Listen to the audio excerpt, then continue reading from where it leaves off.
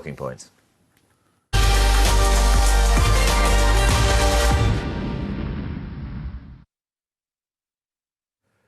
Right, we will start with the Irish Derby and what to do with the Irish Derby, when to run it, how to get more people there and generally sort out some serious problems, I think, Ian, in terms of yes, well, it's a race which has been run at various different times over the years. It used to be run on a Saturday afternoon at what one would term a conventional time, so around about 3:15. Yeah. So ITV could take it after the Northumberland plate at 2:55 and the B would cover it as well. It moved 80s to Sunday. I've only ever been to one, which was a Sunday, which was packed and seemed to work. It then came back to a Saturday, but Saturday evening, I think because RTE insisted, because they wanted the viewing figures higher. In Ireland. In Ireland. So, and they had I mean, they've gone through a well-publicised renewal and renovation of the course there, but they only could turn up with 11,500 or so on Saturday afternoon. So there is a question about what they do with it, where they go. The choice they have, I suspect, is do you want a big international viewing audience, move it to 3:15-ish, get it on ITV over here? Do you just keep it with the RTE biggest audience that they want, which is probably where it is now? It depends what the sponsors want as well. I mean, Dubai sponsor it and have done for almost probably over a decade, in fact. Yeah, now. Since Budweiser stopped. They obviously are putting the majority of the cash in, so it may come down to where they want it to be run, and when they want it to be run. All these things, when things are going wrong for you, you get bad luck as well. It's just sod's law. It will determine. So this year they had the GAA game going off at exactly the same time, so that was a disaster as well. That would have attracted a lot of Irish. They would have gone to the football or a hurling match. You know, but they'd probably see more of that than they would racing anyways. But it's a great race, and it needs, if it wants to retain its position in the international pantheon of great horse races, then they do need to do something to sort of burnish its status. Yeah, 100%. That's the Irish Derby, last week's Irish Derby. It was another sweep for Aidan O'Brien. What to do, where to put it? What are your thoughts? You can get in touch with us. Yates is not David Yates, not on the programme this week. It's Darren Yates, Jamie Osborne, who this week has removed his horses from Phil Kirby, with whom he was beginning a burgeoning alliance, including paying a record price for a store at Doncaster Sales. You remember him from exploits such as Black Lion and the two ex-Jigginstown horses in the Grand National, of course. Yes, and look, it's his prerogative to do what he wants with his own horses. He's paid for them. But I think he rather insulted our intelligence last week with his half-page in the Racing Post saying it was all about superstition. I mean, what did he do? Go and have his tarot cards read and Dan Skelton's face came out. You know, I mean, poor old Phil Kirby, who is a very good trainer. You know, in a blaze of glory, he spent 600 grand on this store horse. Phil Kirby and him are going on this journey. Phil Kirby hasn't had a chance to run these horses, and all of a sudden they're in Dan Skelton's. And he says it's because he's superstition. Now, what's changed? Nothing has changed. What Mr. Yates, and look, clearly I'm never going to train for him, but, you know, he has put himself in a category now where trainers just think of him as flaky. They think of this guy is temporary. I'm going to have to train my horses looking over my shoulder. I am at the mercy of one bad run and the thing disappearing somewhere else. So his days in racing, he needs to have a little chat with himself and a little alignment of where he wants to go, because there are categories of owners, and thankfully there aren't too many that do what he's done. But I think it's absolute disgrace that a fella like Phil Kirby, who is a very good trainer, he's got a young family and he's building his business, doesn't even have a runner for the guy, and off he goes. And he says, I'm superstitious. What happens when he goes for his next tarot reading and Nicky Henderson's face comes out? Well, they'll be off to 7 barrows, won't they? Yeah. So I'm sorry, Mr. Yates, if you're unhappy about my thing, but I just think that sort of behaviour is just wrong. Well answered. I'm seeing Jamie Osborne. Very angry. Very angry. The next talking point is something rather more rather serious, and I know James Savage wants to talk about this when he comes in a little bit later on.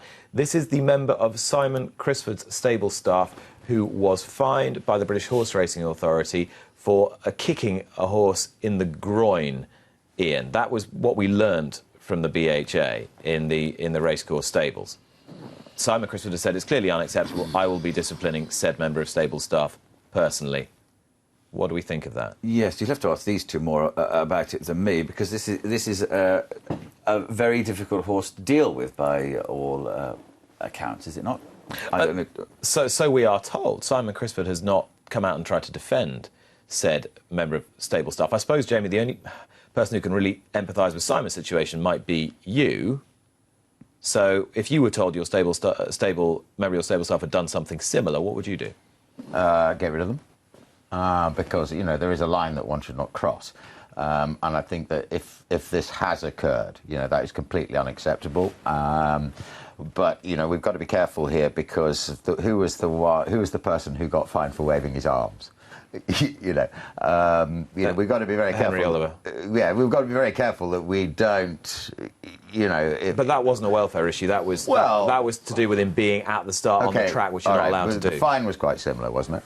Or I don't know. But I mean, look, if lads are mistreating a horse, absolutely. Well, they shouldn't be in racing. But I think there is, you know, animal behaviour, horse behaviour. We are the people who study it and should know all about it. And there is a time to be hard on a horse, and there is a time not to be hard on a horse.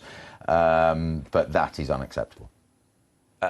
Is there ever a case for using force that those looking on from outside might deem to be a little unpalatable? Yes. There is, but you have to understand the animal and understand the animal's psyche to do that. But we have to be aware of the fact that we may well be judged by normal criteria rather than horsey criteria. Let's talk about the jockey's title and who is likely to win it. It's brewing up into the closest battle for a number of years at this stage of the season. Anyway, it might be very different in due course. Danny Tudhope is the man with the momentum at the moment, Jimmy.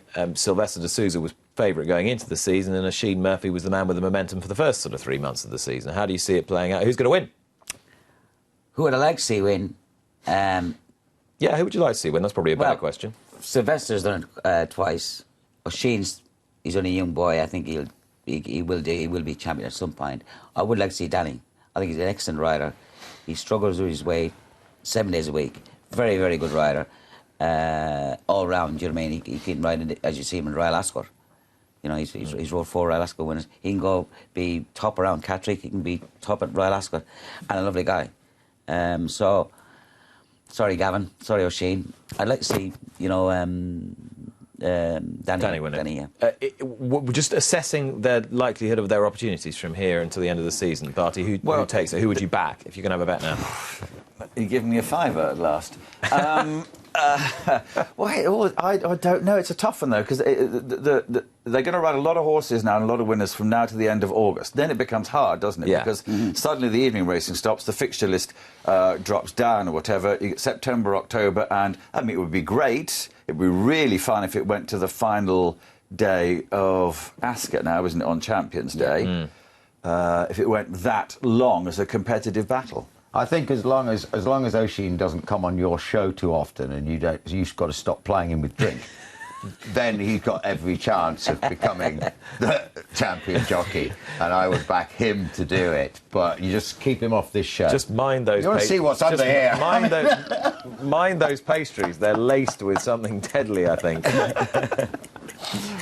Right. So I think we've got no closer to deciding who's going to win the jockey's title, but at least Jimmy has expressed some interest to who'd like to win the jockey's title, Danny Tudhope. Fixture reduction for the first time in a long time. The BHA have announced a fixture reduction for next year. Now, is this going to make the requisite difference, and is it going to have a positive effect, Barty? I think 20 fixtures gone from the 2020 fixture 20 list. fixtures isn't going to make a difference at all, is it?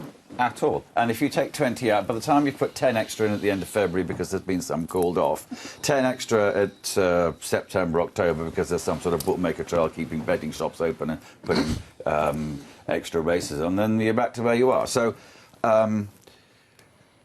it's a reduction in name only. It's a rhino rather than rhino. It's not much, is it? It's the great philosophical debate, isn't it? Does reduction in fixtures increase the quality and competitiveness of the racing, and is it financially and economically beneficial for the sport?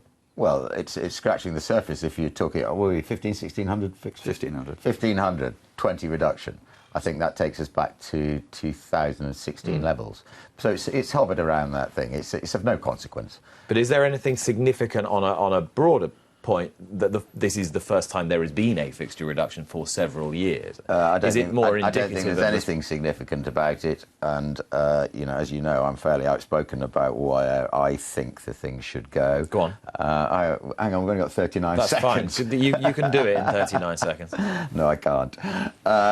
So I don't know, you tell me, has it been a conscious decision by the race planners to cut the figures or not? Or is it just a little chance thing that's occurred? Because no, it's a conscious decision to cut the figures. Well, it looks more like a little token gesture to me because it's of no consequence. What should go? What would be the first thing to go? Oh, God, how long have we got here, you know? 10 seconds. What should go? The funding model. It's a whole different thing, Nick. And you've now got 2 seconds. Right. Well, the funding model's fine. We come back to this in a bit, I think. Pressures. This has been brought about by Roderick Duncan's quite a moving piece in the Racing Post this week, where he said that essentially the pressure upon him as a clerk of the course and some of the criticism he'd had to face from certain courses, particularly trainers, had forced him into a pretty dark place, and his mental health suffered as a result. And then that.